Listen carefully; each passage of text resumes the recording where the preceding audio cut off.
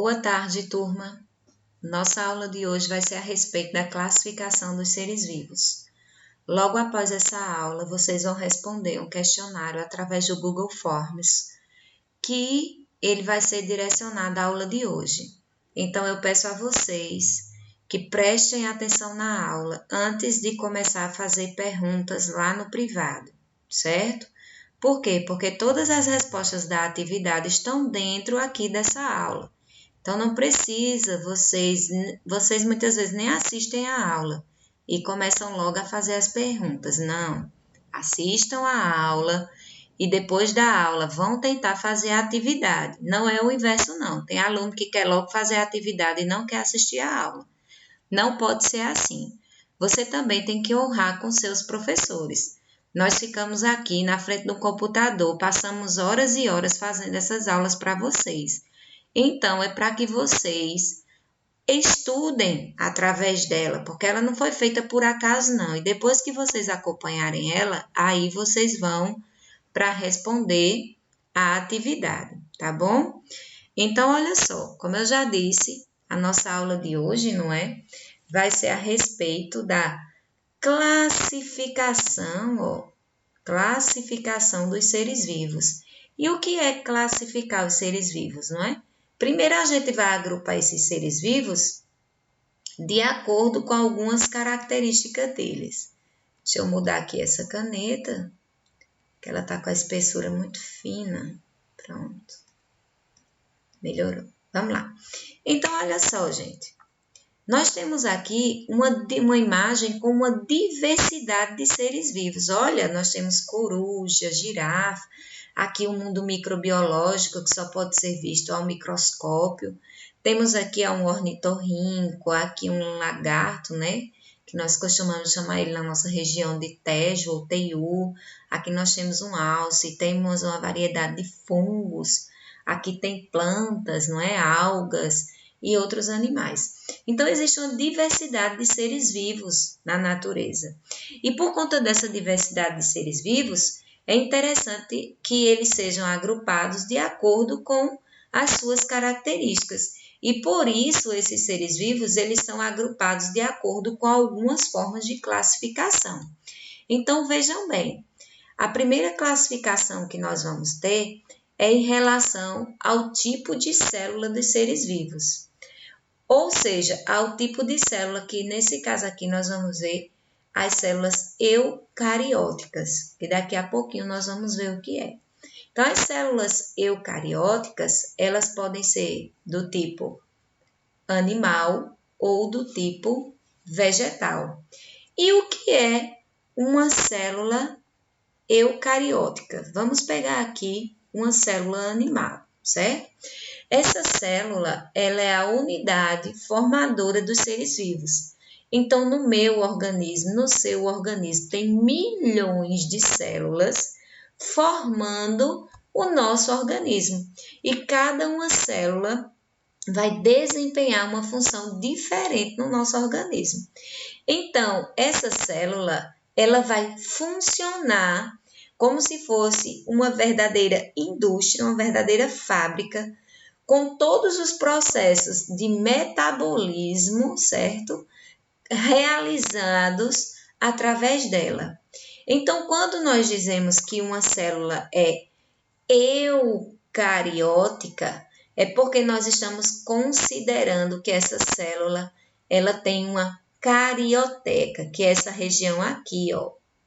Carioteca, ó, que mostra aqui, ó, carioteca, certo? O risco ficou em cima do nome, né? Vamos apagar. Então, aqui, ó, carioteca, é essa região aqui. Então, o que é a carioteca? É toda essa região aqui, certo? Que é um envoltório, né, membranoso, que é um conjunto de membranas, que vai revestir o núcleo celular dos organismos eucarióticos, separando o conteúdo nuclear, que nesse caso aqui, dessa célula eucariótica animal é o DNA, do conteúdo citoplasmático da célula. Então, a carioteca, que é esse conjunto de membranas, vai fazer com que o material genético da célula fique aqui dentro e ele não fique disperso no citoplasma da célula junto com as outras organelas citoplasmáticas. Porque essas outras estruturas que estão aqui demonstradas nas células, nessa célula animal, são as organelas citoplasmáticas. E como exemplo, nós temos aqui o complexo de Golgi, nós temos aqui um ergastoplasma, que é o retículo endoplasmático rugoso. Temos aqui o nucleolo, que fica dentro do núcleo também. As mitocôndrias, que vão produzir energia nas células. Vamos ter os centríolos, que vão ser responsáveis pelo processo de divisão celular. A membrana plasmática, que envolve toda a célula. Os ribossomos, para a síntese de proteína. E os lisossomos, para a síntese de enzimas. Então, vejam bem. Outro tipo de célula eucariótica é a célula vegetal. Os vegetais também possuem célula. E, por sua vez, a carioteca também está presente aqui, ó. Né? Nós já vimos o que é eucarioteca, que são conjuntos de membrana, não é isso? Que elas vão envolver, vão revestir o núcleo celular dos organismos, não é? E aqui dentro vai ficar o material genético, para que esse material genético ele não fique disperso no citoplasma. No caso das células vegetais, vai ter uma diferença em relação às organelas, porque as células vegetais vão ter vacúolo, que as animais não tinham, cloroplasto, que é onde vai produzir os pigmentos, como o pigmento responsável pela fotossíntese, por um exemplo, e a parede celular, que é outra estrutura externa à membrana plasmática, que vai proteger, certo, as células vegetais.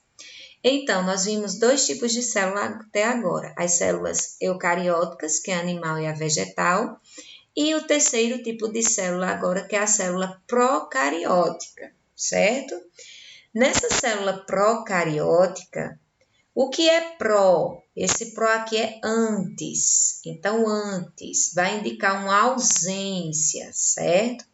Uma ausência de quê? Vai ser a ausência da carioteca. Você vai dizer, oxe, professor, então esse não vai ter a membrana que reveste o núcleo, impedindo que o material genético da célula fique disperso no citoplasma? Não. Nesse caso aqui, ó, aqui esse é o material genético, certo? Dessa estrutura, que aqui é uma bactéria. Então, essas bactérias, elas não vão ter aquela membrana revestindo o material genético. Então, o seu material genético ele fica envolto no citoplasma da célula. Então, é procariótico porque tem a ausência da carioteca, ou seja, a ausência da membrana plasmática que envolve o núcleo. Então, quais foram os tipos de células que nós vimos? 3. Célula procariótica, a célula animal e vegetal. E, aliás, a célula eucariótica, a célula animal e vegetal, e a célula procariótica, a célula das bactérias, que é a que não tem a membrana individualizando o núcleo. Então, aqui nós também podemos classificar os seres vivos de acordo com o número de células. Você pode dizer, oxe, professora, como assim? Então, de acordo com o número de células, os organismos eles podem ser classificados em unicelulares ou pluricelulares. Unicelulares, a própria palavra já está dizendo uni, são seres que vão ter uma única célula, certo? Que seres são esses? São as bactérias, os protozoários, algumas algas e alguns fungos, certo? Aqui nós temos um exemplo de bactéria, aqui de protozoários, aqui de uma alga, aqui de um protozoário e aqui de um fungo, certo? Eles são seres unicelulares com uma única célula e só podem ser vistos ao microscópio. Aqui nós temos seres pluricelulares. O que são pluricelulares? São seres com várias células, muitas células. Aqui nós temos já seres vivos mais complexos, a exemplo dos animais, dos vegetais, entre outros, certo? Então, esses seres vivos com maior nível de complexidade, ele vai ter um maior número de células e eles vão ser chamados de pluricelulares. Ainda classificando os seres vivos, nós podemos, aqui vai ser só uma revisão do que a gente já viu, classificar os seres vivos de acordo com a presença ou ausência da carioteca. Então, de acordo com a presença ou ausência, com a ausência da carioteca, nós vamos chamá-lo de procarióticos. Pró, né, porque vem antes dos carióticos, ou seja, vem antes daqueles que têm a membrana envolvendo o núcleo da célula. Então, procariótico significa ausência da membrana nuclear. Como grande representante desse grupo, nós vamos ter as bactérias. Então, elas são as maiores conhecidas como as procarióticas. E os eucarióticos, quer dizer dentro, dentro, vai ter a membrana, né, nuclear dentro da célula, né, revestindo aí, protegendo o núcleo. São os seres que possuem a membrana nuclear.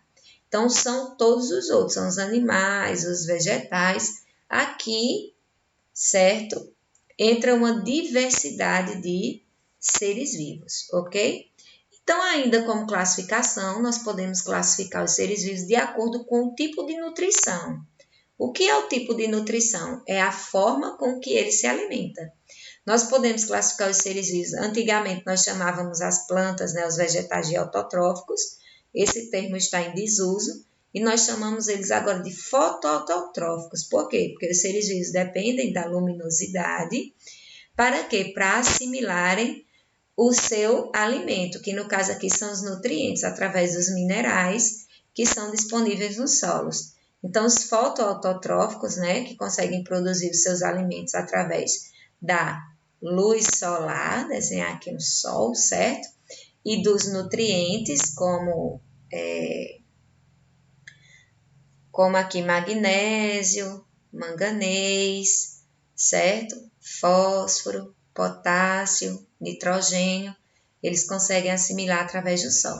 E os heterotróficos, hétero é que vai ter uma alimentação diferente, uma alimentação diversa, e ele vai tirar essa alimentação da parte externa, né, do ambiente. Então, nesse caso aqui, são os animais. Eles vão ser heterotróficos. Isso aqui é a nível bem básico, certo? De classificação em relação à nutrição.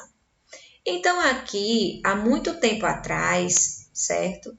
Os seres humanos buscaram um processo de classificação para os animais. Dentro dessa forma, a primeira classificação foi dada em 1758, onde os seres vivos foram agrupados em dois reinos, que um era o reino planta, onde era colocado todas as plantas e todos os organismos que se pareciam com planta, e outro era o reino animalia, onde todos os organismos que se pareciam com animais eram colocados nesses reinos.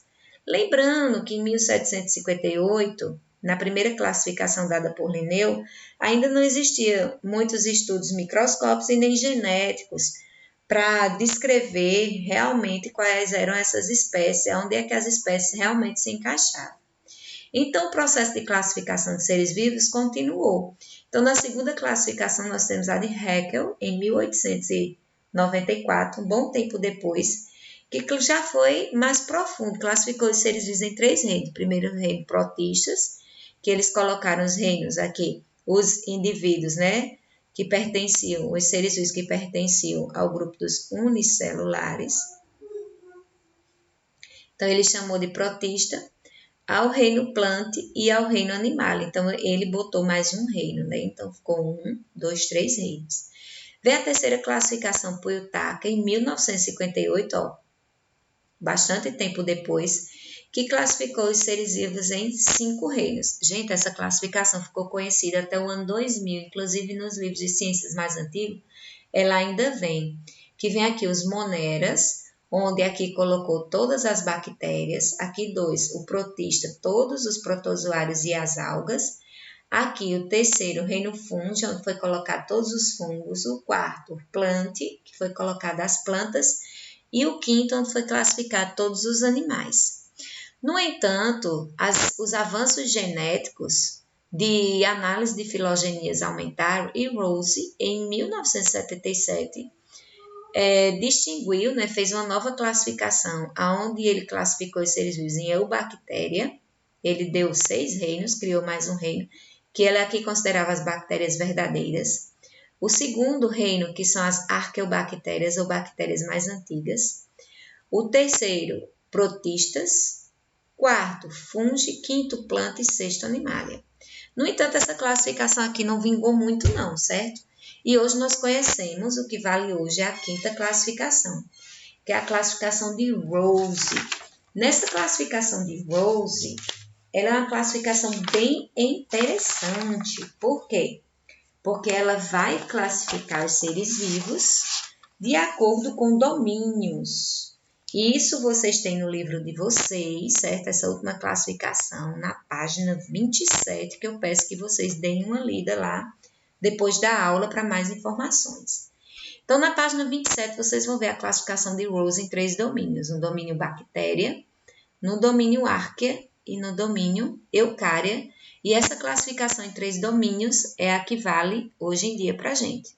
Então, aqui nos 3 domínios, nós temos aqui, ó, o domínio bactéria, que é a que vai ter todas as bactérias, certo? Que são os seres procarióticos, e as arqueobactérias, que também são procarióticos. E aqui nós vamos ter o eucária, aonde vai estar todos os organismos que são carióticos, ou seja, que possuem carioteca, que é a animalia, o fungo, o plante e o protista. Então, ele separou aqui 2 domínios, né? O bactéria e o arquea, os procarióticos, certo? E aqui o eucária, onde ficou os eucarióticos, ou seja, com a membrana individualizando o núcleo da célula, ok? E todos eles vindo, então, de um ancestral comum. Então, todos os seres vivos, e nós, seres humanos, estamos aqui, ó, no Animalia, certo? Todos os seres vivos, eles vindam a partir de um ancestral comum, ok? Então, aqui nós podemos ver, ó, uma imagem melhor, aqui o domínio bactéria, né? Que seres unicelulares, aqui no domínio arquea também, procarióticos e unicelulares. Aí aqui nós temos os aqui nós temos ainda também alguns protistas, não é? Também são unicelulares. E aqui nós vamos ver os seres vivos que já vai ter o núcleo individualizado, certo? Por membrana nuclear, que são todos esses aqui, as plantas, os animais, muitos protozoários, ok? Então, façam a atividade que segue no Google Forms e até a nossa próxima aula.